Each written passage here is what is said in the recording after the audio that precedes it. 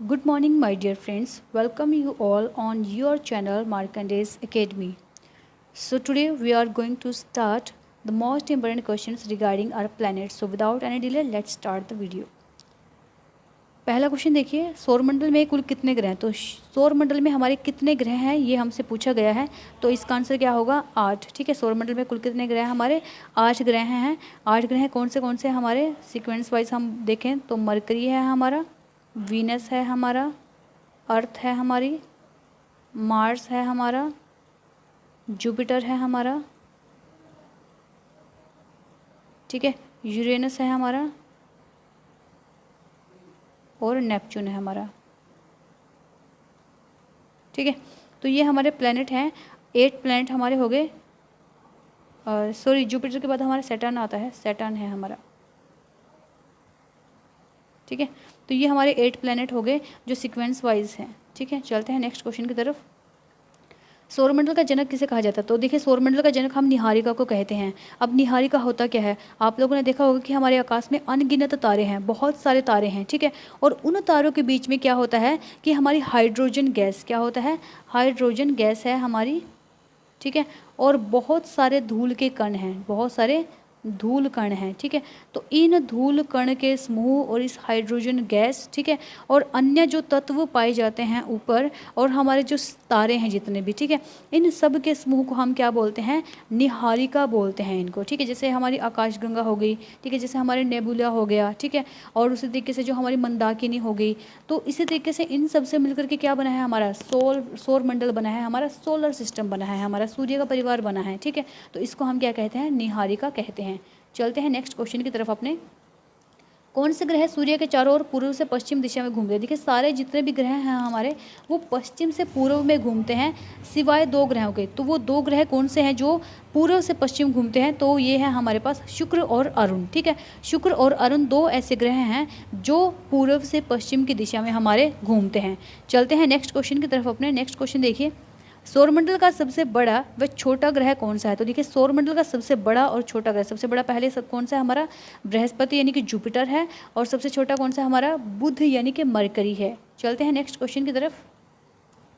बुध, शुक्र, पृथ्वी व मंगल ग्रह को किस नाम से जाना जाता है? तो देखिए, ये जो हमारे ये जो ग्रह हैं, बुध हो गया, शुक्र हो गया, पृथ्वी हो गया और मंगल हो गया, ठीक है, ये एक ही जैसे से ग्रह हैं हमारे, यानी कि पृथ्वी जैसे दिखने वाले ग्रह हैं हमारे। कैसे? जो पृथ्वी का हमारा जो सैटेलाइट है, जो हम बोल देते हैं कि पृथ्वी का हमारा जो मून है, ठीक है, चंद्रमा है हमारा, उसके समान हमारा बुध दिखता है।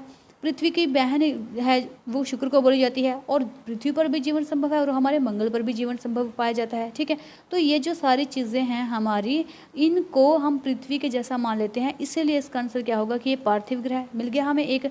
दूसरा क्या है कि ये अंदर वाले ग्रह हैं सारे, बाकी जो 4 हैं वो इनसे बाहर हैं, तो इनको क्या बोलते थे हम? आंतरिक ग्रह बोल देते हैं, आंतरिक या फिर पार्थिव ग्रह। चलते हैं नेक्स्ट क्वेश्चन। बृहस्पति, शनि, अरुण और वरुण को किस नाम से जाना जाता है? अब देखिए, हमने बृहस्पति को पढ़ा था कि सबसे बड़ा हमारा है नंबर 1 पर, नंबर 2 पर ये बड़ा है, नंबर 3 पर ये बड़ा है और नंबर 4 पर ये बड़ा है। तो बड़ा होना कहाँ से शुरू हुआ? हमारे बृहस्पति से शुरू हुआ ना। तो इन ग्रहों को क्या बोल सकते हैं हम? बृहस्पति ग्रह। ठीक है, तो बृहस्पति ग्रह बोलेंगे।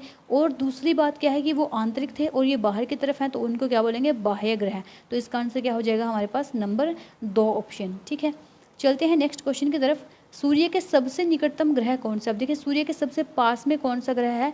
तो हम याद रखेंगे कि बुध यानी कि मरकरी सबसे पहले आता है और सबसे छोटा ग्रह है हमारा। ठीक है, नेक्स्ट है, बुध ग्रह के कितने उपग्रह हैं? तो देखिए, बुध ग्रह के कितने उपग्रह यानी चंद्रमा है, तो बुध का हमारा कोई भी उपग्रह नहीं है। सेम है हमारा वीनस का, वीनस जिसको हम क्या बोल देते हैं?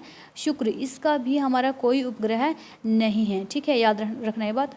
चलते हैं नेक्स्ट क्वेश्चन की तरफ। किस ग्रह को भोर का तारा, सांझ का तारा, पृथ्वी की बहन एवं पृथ्वी का जुड़वा ग्रह कहा जाता है? तो देखिए, वो कौन सा ग्रह है हमारा जिसको ये सारी चीज़ें बोली जाती हैं?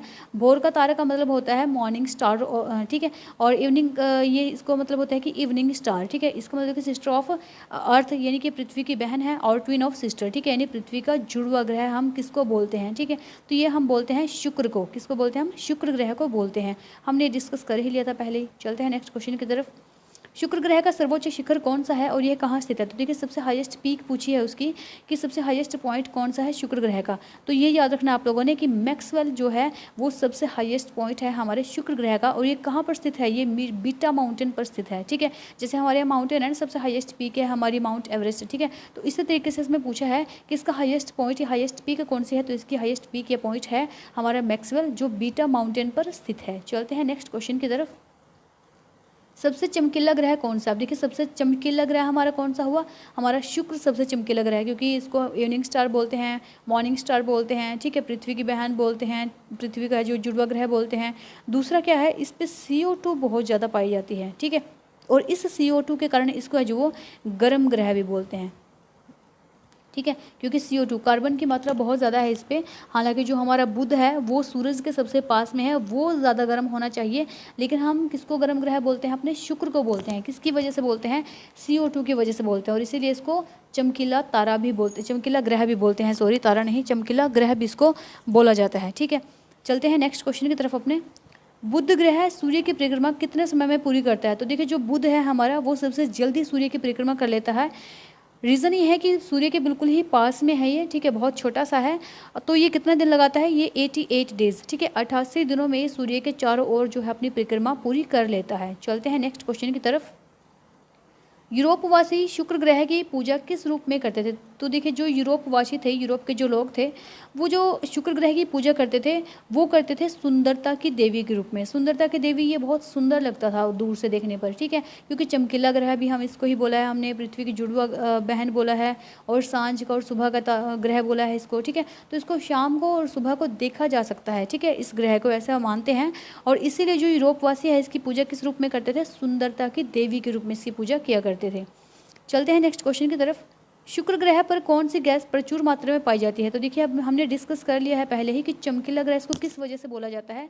ठीक है, एक तो क्या है कि ये जो हमारा शुक्र ग्रह है ये जो सूर्य के प्रकाश है ना उसको परावर्तित कर देता है। ठीक है, तो 70% तक ये सूर्य के प्रकाश को परावर्तित कर लेता है, इसी वजह से इसको चमकीला ग्रह बोलते हैं। ठीक है, और दूसरा क्या है, इस पर क्या ज़्यादा है? कार्बन डाइऑक्साइड यानी कि CO2 की मात्रा बहुत ज़्यादा पाई जाती है इस पर। इसमें है जो हमारा 97% के आसपास हमारा जो कार्बन पाया जाता है। ठीक है, ये कार्बन डाइऑक्साइड गैस का है एक ग्रीन हाउस गैस इसको हम बोलते हैं। ठीक है, चलते हैं नेक्स्ट क्वेश्चन की तरफ।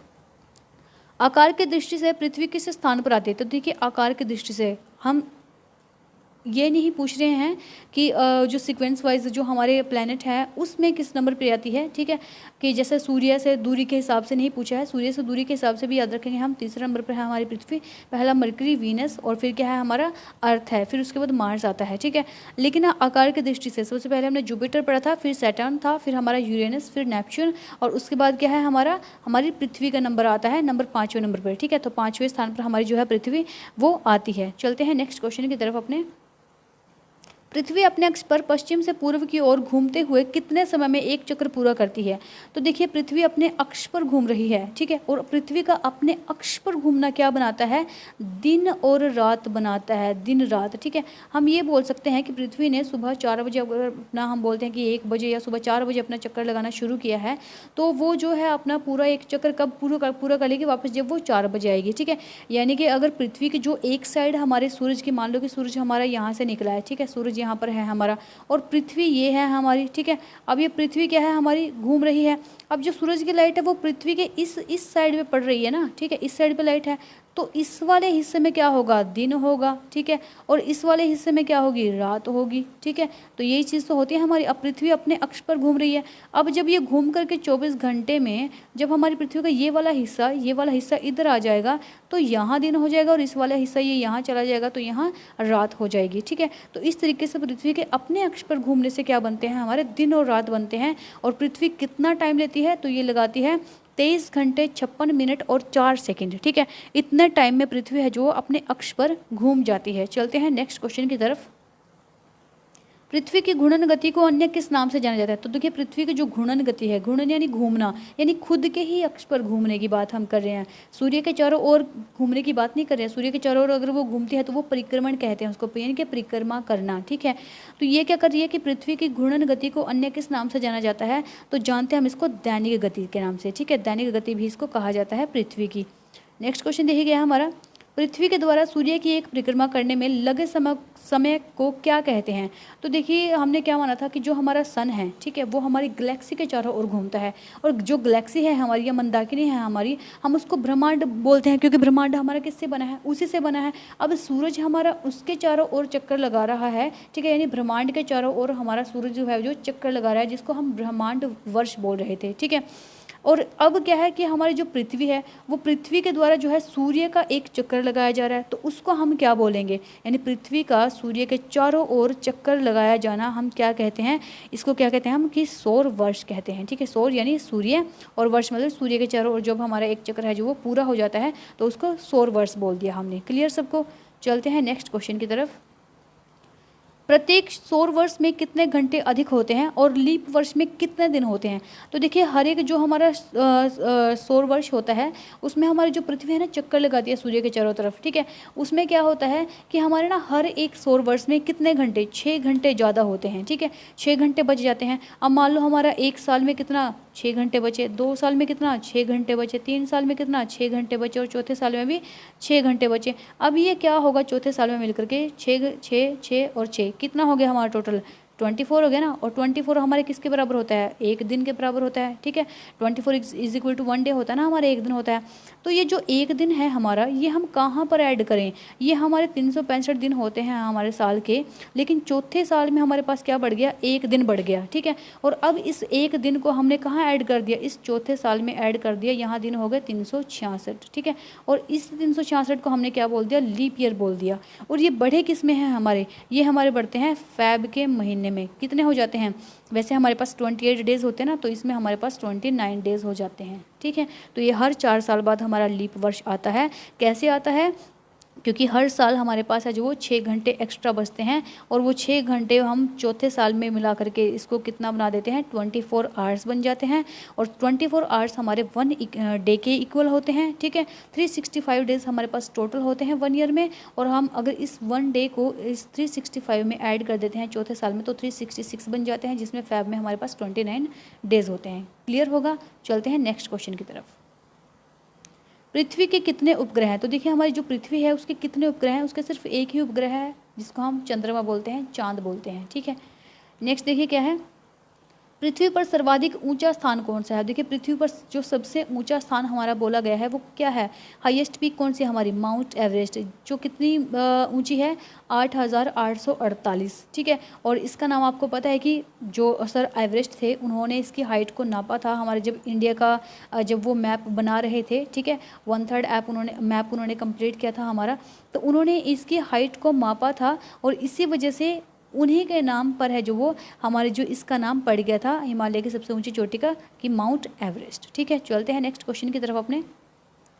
लाल ग्रह किसे कहते हैं? आप देखिए लाल ग्रह, लाल कौन सा ग्रह है हमें जो दिखता है? तो लाल ग्रह हम कहते हैं अपने मंगल को, ठीक है। शुक्र को टिक मत कर देना कि इस पर वो ज़्यादा है हमारा, हम अभी हमने बात की थी कि इस पर CO2 ज़्यादा है, बल्कि हम मंगल को लाल ग्रह बोलते हैं। और लाल हम इसको क्यों बोलते हैं? क्योंकि इसके ऊपर ना आयरन ऑक्साइड बहुत ज़्यादा पाया जाता है, ठीक है। आयरन ऑक्साइड इस पर बहुत ज़्यादा पाया जाता है। आप लोगों को पता होगा कि जो हमारी मिट्टी होती है, जो लाल मिट्टी होती है हमारी, ठीक है, उसको हम क्या बोलते हैं? उसमें किसकी मात्रा? आयरन ऑक्साइड ही तो उसमें ज़्यादा होता है, इसलिए उसको लाल मिट्टी बोला जाता है। तो सेम हमारा क्या है कि आयरन ऑक्साइड बहुत ज़्यादा कहाँ है? मंगल पर है, तो इसको क्या बोलेंगे? लाल ग्रह बोलेंगे, ठीक है। नेक्स्ट क्वेश्चन देखिए हमारा क्या है। मंगल ग्रह के कितने उपग्रह हैं और उनके क्या क्या नाम है? तो मंगल ग्रह के हमारे कितने उपग्रह हैं? मंगल ग्रह के हमारे 2 उपग्रह हैं, ठीक है। 2 उपग्रह हैं, एक का नाम है फोबोस, दूसरे का नाम है डिमोस। और जो डिमोस है वो क्या है? हमारा जो सोलर सिस्टम है इसमें सबसे, ठीक है, सोलर सिस्टम का हमारा सबसे स्मॉलेस्ट है जो वो सैटेलाइट है ये, ठीक है, स्मॉलेस्ट सैटेलाइट।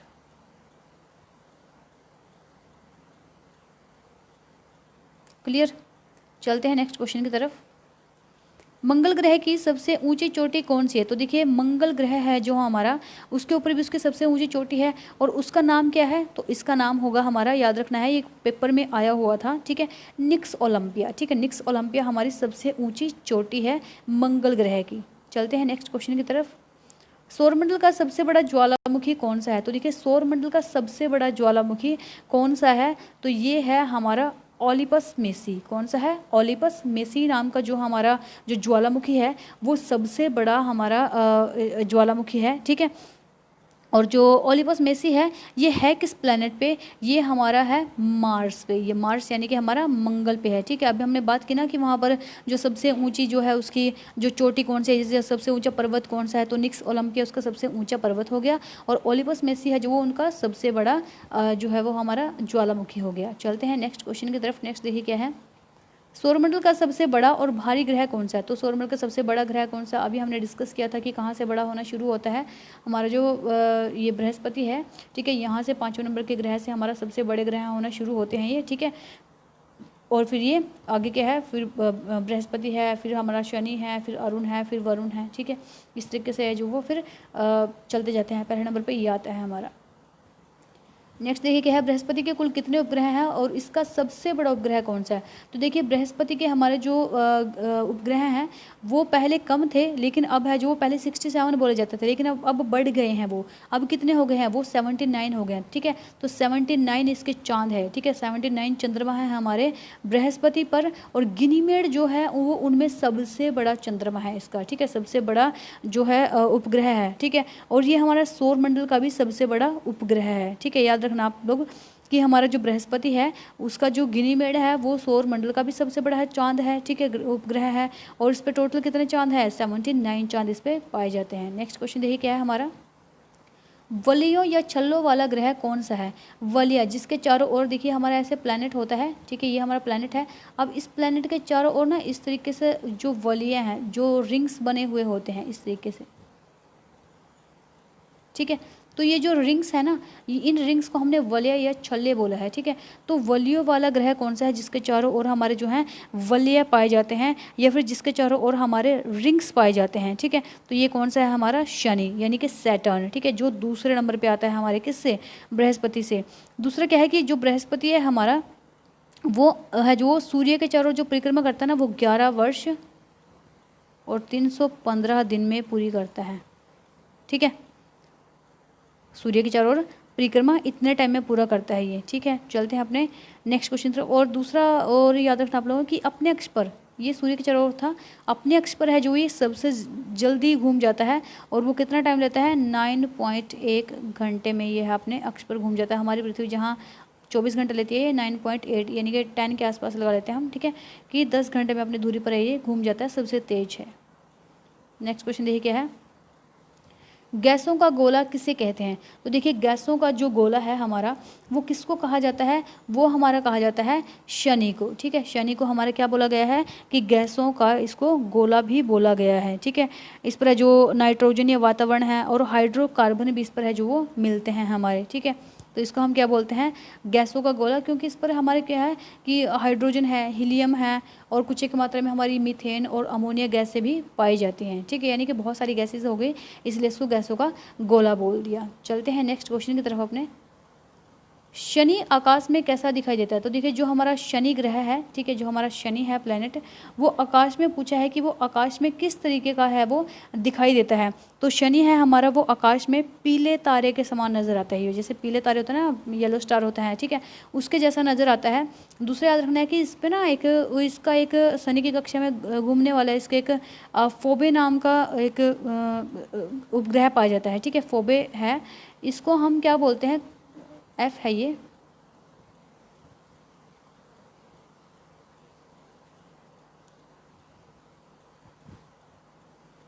सॉरी, इसको हम फोबे बोलते हैं, फोबे, ठीक है। तो फोबे नाम का जो है इसको हम क्या बोलते हैं? इसको कृषि का देवता, ठीक है, कृषि का देवता कई बार पेपर में पूछ लिया जाता है, कृषि का देवता हम इसको मानते हैं। और ये जो फोबे है ये क्या करता है कि शनि की कक्षा में घूमने के विपरीत परिक्रमा ये करता है उसकी, ठीक है। चलते हैं नेक्स्ट क्वेश्चन की तरफ। शनि के कितने उपग्रह हैं? तो देखिए शनि के उपग्रह अगर हमने पता करने हो तो शनि के कितने उपग्रह हैं हमारे? पहले 61 थे, अब 62 हो गए हैं, ठीक है। तो शनि के उपग्रह कितने हैं हमारे? 62 हैं। चलते हैं नेक्स्ट। अरुण ग्रह की खोज किसने की थी? तो देखिए जो अरुण ग्रह है हमारा, ठीक है, अरुण प्लैनेट है जिसको हम क्या बोलते हैं? यूरेनस भी बोलते हैं। तो इसकी जो खोज है हमारी, ये हम पूछें कि किसने की थी, तो अरुण की खोज की थी हमारे सर विलियम हर्शेल ने। किसने की थी? सर विलियम हर्शेल ने हमारे अरुण ग्रह की खोज की थी, ठीक है। चलते हैं नेक्स्ट। लेटा हुआ ग्रह, लूटा हुआ नहीं है ये, लेटा हुआ, ठीक है। लेटा हुआ ग्रह हम किसको बोलते हैं? तो लेटा हुआ ग्रह किसको बोला गया है हमारे, किसको बोलेंगे हम? यूरेनस को। यूरेनस यानी कि हमारा क्या है, जो शनि है उसको बोलते हैं, क्योंकि ये जो ग्रह है ना, ये अपनी धुरी पर सूर्य की ओर इतना ज़्यादा झुका हुआ है, ठीक है। सूर्य के साइड है, ये बहुत ज़्यादा झुका हुआ है कि ये ऐसा लगता है कि जैसे लेटा हुआ है, ठीक है। तो ये लेटा हुआ सा लगता है दूर से, और इसलिए हमने इसको क्या बोल दिया है कि इसको लेटा हुआ ग्रह बोल दिया है, ठीक है। चलते हैं नेक्स्ट क्वेश्चन की तरफ। मीथेन गैस की प्रधानता किस ग्रह पर है? तो देखिए, जो मीथेन गैस है वो सबसे ज़्यादा हमारे कहाँ पर पाई जाती है? मीथेन गैस पाई जाती है हमारे यूरेनस पर, ठीक है। यूरेनस यानी हमारे अरुण ग्रह पर, ठीक है। इसमें क्या है कि ये जो नीले हरे रंग को उत्सर्जित करता रहता है ये, ठीक है। ये जो हमारा शनि यूरेनस प्लेनेट है, जो हमारा अरुण है, ठीक है, ये नीले हरे रंग को है, जो वो नीला हरा रंग है जो बिखेरता रहता है, उत्सर्जित करता है, ठीक है। तो यहाँ पर जो मीथेन गैस बहुत ज़्यादा पाई जाती है, और इसके चारों ओर ही हमारे क्या थे कि 9 वलय हैं, यानी कि 9 हम क्या बोलते हैं उसको, रिंग्स हैं हमारे, ठीक है। इसके चारों ओर हमारे रिंग्स पाए जाते हैं, जो 9 रिंग्स हैं, और उनमें से जो हमारे 5 प्रकार के जो रिंग्स हैं उनका नाम होता है अल्फ़ा, बीटा, गामा, डेल्टा और इप्सिलॉन, ठीक है। चलते हैं नेक्स्ट क्वेश्चन की तरफ। सौरमंडल का चौथा सबसे बड़ा तथा सूर्य से 8वां ग्रह कौन सा है? 8वां यानी सबसे लास्ट वाला पूछा है, तो ये है हमारा नेपच्यून, ठीक है। नेपच्यून हमारा सौरमंडल का तो चौथा बड़ा, क्योंकि सबसे बड़ा हमारा बृहस्पति, उसके बाद शनि, फिर यूरेनस और फिर नेपच्यून, ठीक है। और सूर्य से 8वां ग्रह हमारा नेपच्यून है। नेक्स्ट देखिए क्या है, नेपच्यून ग्रह की खोज किसने की थी? तो देखिए, नेपच्यून ग्रह की जो खोज की थी वो की थी जे.जी. गाले या फिर जहान गाले ने, ठीक है। जे.जी. गाले या जहान गाले ने क्या किया था, हमारे नेपच्यून ग्रह की खोज की थी, ठीक है। इस पर भी मीथेन गैस है, और ये धुंधले हल्के हरे रंग का हमें जो वो नज़र आता है, ठीक है। तो इसको याद रखना एक नेक्स्ट शायद आप लोगों का क्वेश्चन नहीं है, लेकिन इसको हम, इस ग्रह को हम क्या कहते हैं? समुद्र का देवता कहते हैं, ठीक है। ये याद रखना बस, समुद्र का देवता हम इस ग्रह को कहते हैं, ठीक है। नेपच्यून को समुद्र का देवता बोला गया है। तो यहाँ तक आप लोगों के क्वेश्चन थे। होप सो कि आप लोगों को वीडियो पसंद आई होगी। अच्छी लगी है तो एक लाइक कर दीजिएगा और चैनल को सब्सक्राइब कर दीजिएगा। Thank you.